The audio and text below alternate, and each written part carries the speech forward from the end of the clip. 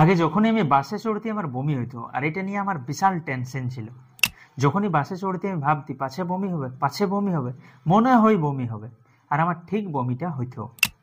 একদিন আমার একটা বন্ধুও বলল যে যখন তুই জানিস যে তোর বমি হবে কেই, তখন তুই আর টেনশন কেন নিস, বমি হোক, বমি হলে এমন দুনিয়াটা ইধার উধার নাই হয়ে যাবে।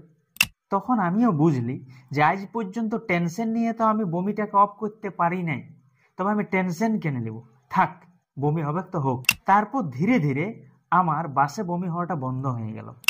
এইটাকে মার্ফিজ লতে বলছে, the more we fear something, the more it will happen. আমরা একটা জিনিসকে যত বেশি ভয় পাই, ওই জিনিসটা আমাদের জীবনে অত বেশি ঘটে। বাংলাতেও এই ধরনের একটা প্রবাদ বাক্য আছে, যেখানেই বাঘের ভয় সেখানেই সন্ধ্যা হয়। সেই জন্যই বলছি টেনশন নিয়ে কোনো লাভ নাই।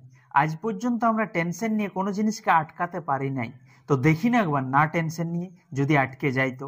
মার্ফিজ ল তো তাই বলছে।